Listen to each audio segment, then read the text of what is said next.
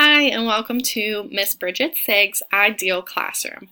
This is what I would ideally want my physical classroom layout and design and decorations to be in my classroom in the future. The first thing I would love to implement into my classroom is the flexible seating arrangement. Flexible seating arrangement allows the students to choose what is their best way to learn, and not just in strategies and techniques, but also in the way that they're sitting. So just like every student learns differently, every student prefers to be sitting in a different area or way while they learn or while they do independent work. Now, of course, before I would let the students go into these flexible seating arrangements, I would have to implement rules and procedures and routines and make sure my students clearly know the expectations if they're in these different seats. But here are some different examples of what I would love to have into my classroom. This first one shows two flexible seating arrangements that I would love to put into my classroom. On the left side, you see the low table with the chairs that are on the ground. I really like this because some students love to just sit on the ground, but this also still supports their back, which is always something that's needed. And it also gives the very low table, which is very nice because sometimes the students that love to work on the ground never have anything to write on. So that's why the small table is there as well. So they could be sitting on the ground, but still working. To the right side of this picture, you see the crates that is kind of made into a couch. This is great because, one, it looks very cheap to make. You can just get some crates and put the cushions on top with some wood. But also, it allows for a different type of seating. More of you're sitting on the couch doing work, but you still have that table there that directs you to, I need to still be working while I'm sitting at this table. This picture shows a lot of different flexible seating arrangement choices. So if you see over to the left is actually a high table with some bar stools next to it. This is great for the students that tend to learn better if they're standing up higher or maybe if they're leaning over a little more. And then in the back of this picture, you can see the exercise balls. This is actually a great way for students who love to bounce or love to kind of move around in it while they're working. And that actually sometimes focuses kids more if they're able to move back and forth on it. It also is a great way to strengthen your core. You also see the small table close to the ground in this picture as well.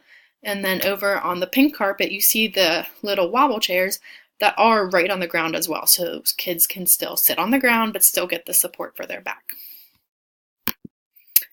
These next examples is actually one of my favorites. So the one on the left is a table where students can literally be sitting on the ground and stick their feet underneath, but still be working with the table in front of them. They could be kneeling if they wanted to and still lean over and work.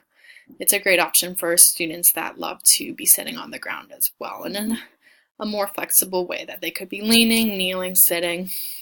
And then to the right are the bar stools that I would love to implement into my classroom. Whether I'm able to put all of these different flexible seating arrangements or not, these stools would essentially be in my classroom because I love the message they put up. I am kind, I am loved, I am a leader. They are just reiterating statements that these students need to hear.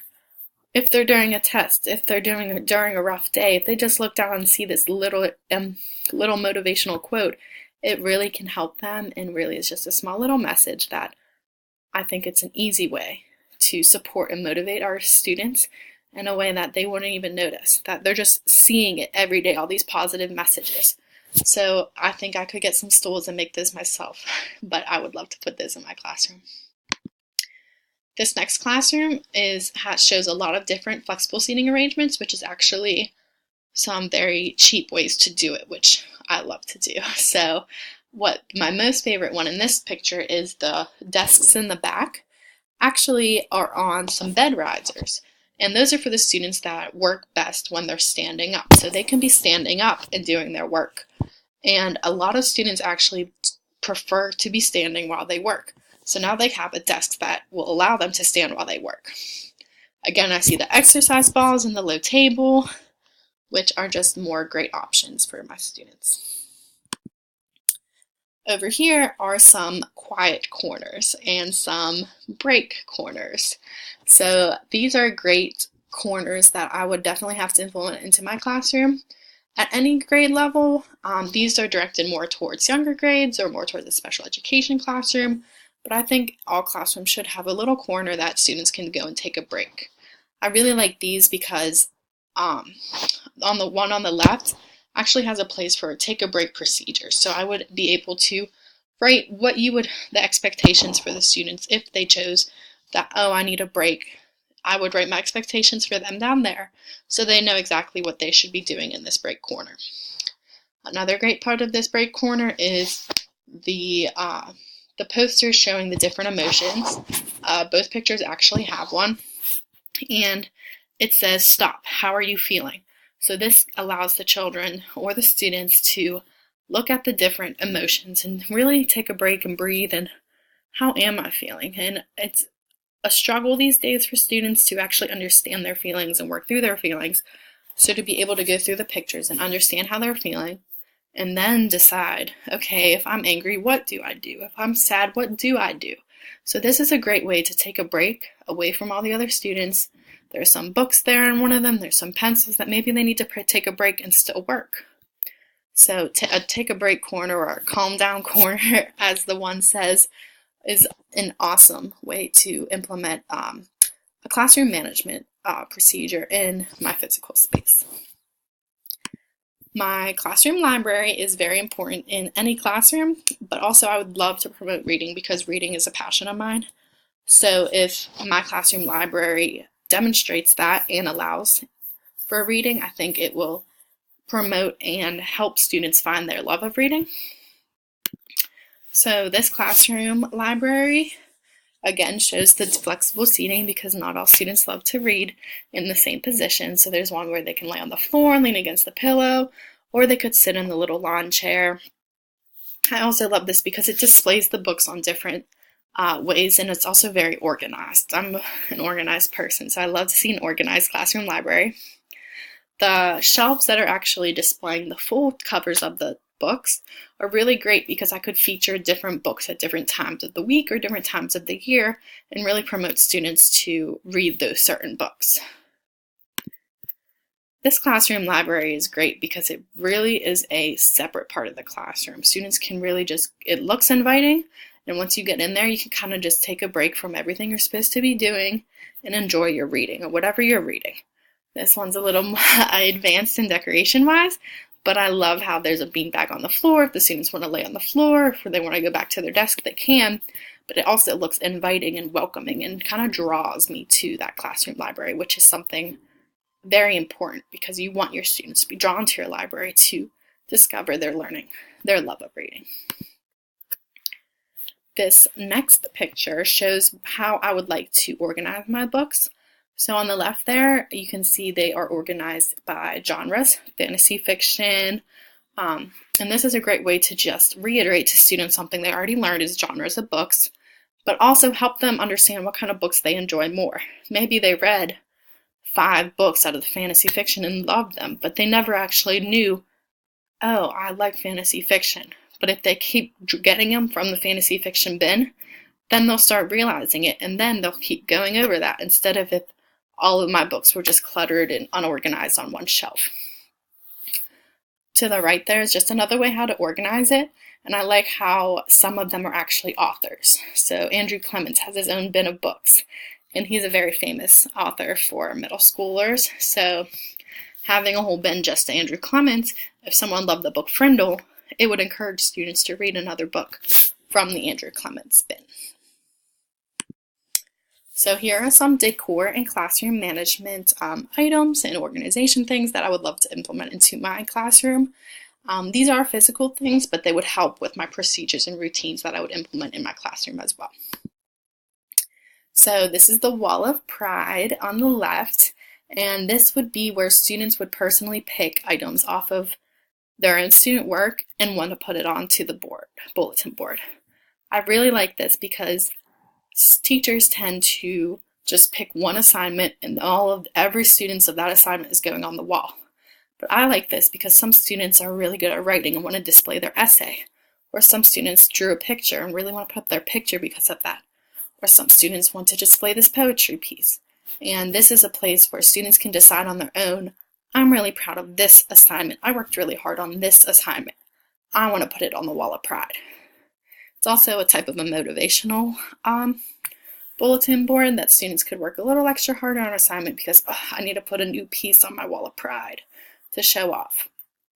To the right is a bulletin board that just kind of reminds students that when you enter this loving school, consider yourself one of the special members of an extraordinary family. So again, one of my biggest philosophies is everyone is welcome and everyone is loved in my classroom. And this is just another way to remind them. On this slide is 2 different ways to organize and have bathroom passes or hallway passes. Just having these small little things in my classroom really will organize the students.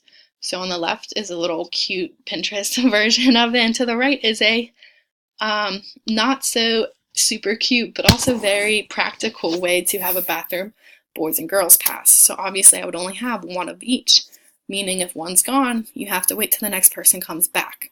On the right, I love how there's hand sanitizer on it because there's germs everywhere, and we know students aren't the best with washing their hands all the time, so it kind of helps with the spread of germs. I also like on the left, though, how there's a nurse pass and an office pass because students aren't just going to the bathroom, so I can really know where my students are at. If the nurse's pass is gone, I know that child is at the nurse or at the office, and so on. This next bulletin board is a way I would organize work for students who are missing every day. It is very hard to keep track of all assignments you do in a day. And then to decide, oh, you were missing Monday and Tuesday. What did I do Monday? Let me get these papers. Instead, I can just put my extras in the Monday, in the Tuesday, in the Wednesday one. And then the student who misses would know, I was gone Tuesday. Let me just go get everything out of the Tuesday folder. And that's what I need to make up. So this is a super easy way to take back all of the confusion and unorganization of trying to get the students their missing assignments. This next slide shows a way I would have a morning routine. So every student in my class would have a number, and they would know their number.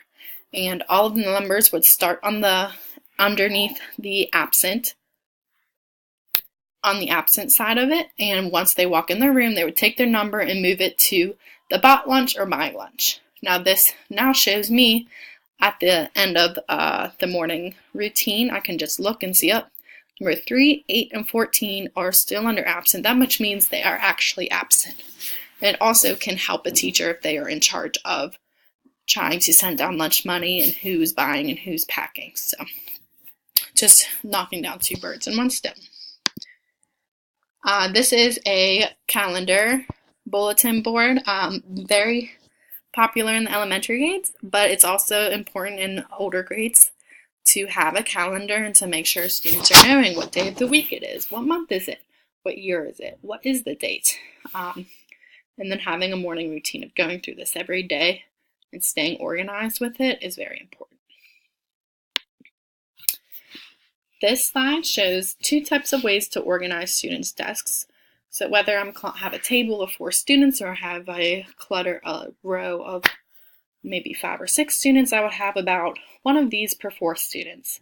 This would have their pencils, their markers, their erasers, a ruler, anything that goes missing all of the time in a school. So the disappearing pencil is a major one. So if the students always have a place to put their pencil back and always has a place to get their pencil, then this should help at least lessen the disappearing pencil issue that we have a lot. And it also is a way to teach organization because that is a skill that needs taught. Students need to be taught how to stay organized. So this is an easy way to implement it into my classroom to keep the clutter off the floor and to kind of keep the disappearing items away. So if in math class one day randomly we need a ruler for something, all students need to know, oh, just go to the bin for the ruler. And most importantly, I would have this sign in my classroom physically, but also I would reiterate it and make the tone and positive environment to say that in this classroom, you are important, loved, and respected. You are a part of the team and you are valuable, listened to, successful. Because that is extremely important that every student know that.